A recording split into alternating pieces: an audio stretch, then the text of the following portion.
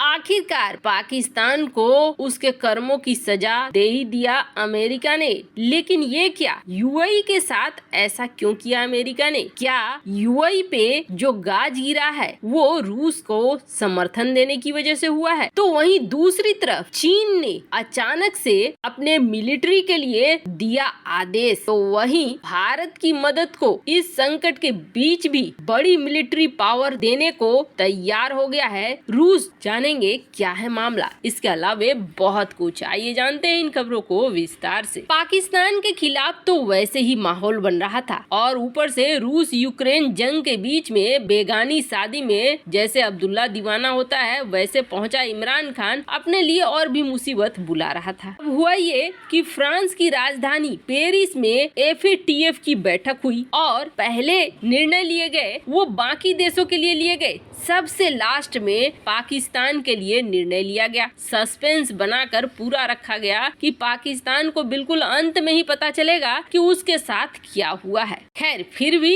FATF वालों ने थोड़ा रहम दिखाया और पाकिस्तान को 2022 जून तक ग्रे लिस्ट में ही रखा, ब्लैक लिस्ट में नहीं डाला। शुक्र मनाइए कि ब्लैक लिस्ट में नहीं गया, अभी भी ये ग्रे लिस्ट में है। और अब पाकिस्तान को ऑप्शन दिया है कि जितनी जल्दी आप शर्तों को पूरा करेंगे उतनी जल्दी इससे बाहर आएंगे, नहीं तो कहीं ब्लैक लिस्ट की तरफ न बढ़ जाएं। पर इन सब में सबसे अजीब बात ये हुई कि यूएई को डाल दिया गया है ग्रे लिस्ट में। यूएई पर पहले भी ये आरोप लगे हैं कि मनी लॉन्ड्रिंग के जरिए यूएई आतंकी संगठनों तक अपने पैसे को पहुंचाता है। हालांकि कहा यह जाता है कि यूएई का इसमें कोई डायरेक्ट इन्वॉल्वमेंट नहीं है, लेकिन कई ऐसी कंपनियां हैं जो लापरवाही से ये पैसे पहुंचा देती हैं आतंकियों तक। बहुत सारी कंपनियां हैं जो नेताओं के साथ मिलकर या ध्यान नहीं देने के नाम पर इस तरीके से काम करती है, लेकिन अंत तक वो पैसा दुनिया के लिए खतरा बन जाता है। आपको बता दें उत्तर कोरिया और ईरान एफएटीएफ की ब्लैक लिस्ट में है, जिन्हें बाहर से निवेश नहीं मिल रहा है और अंतर्राष्ट्रीय व्यापार करने में बहुत परेशानी हो रही है। अब यूएई के सामने भी ग्रे लिस्ट का मसला आ गया है। अब तुर्की, पाकिस्तान और यूएई ये तीनों ग्रे लिस्ट में है। यूएई पर ये एक्शन माना जा रहा था कि शायद टल जाएगा, ऐसा इसलिए कि यूएई के रिकॉर्ड इतने खराब नहीं रहे हैं जितने पाकिस्तान वगैरह के रहे हैं। पर कहा जा रहा है कि रूस की कैंप में झुकना यूएई के लिए थोड़ा महंगा पड़ा है और उसका ही असर इस दिशा में भी देखने को मिल रहा है। खैर जहां ये सब कुछ हो रहा है तो वहीं दूसरी तरफ एक बड़ी चीज देखने को मिल रही है जो डराने वाली भी है और तैयार करने वाली भी है। और अब जो दोस्ती भारत ने निभाई है रूस के साथ,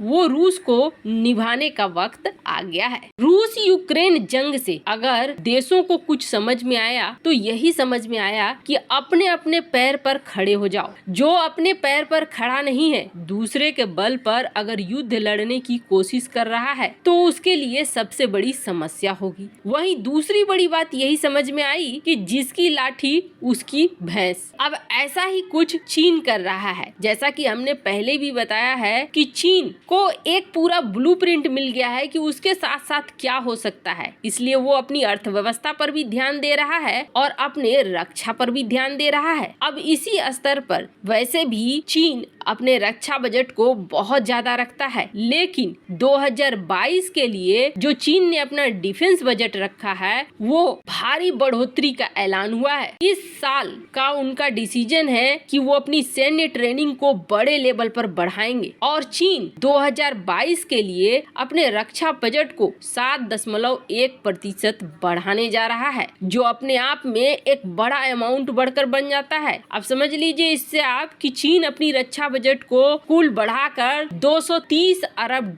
कर रहा है, जबकि भारत का रक्षा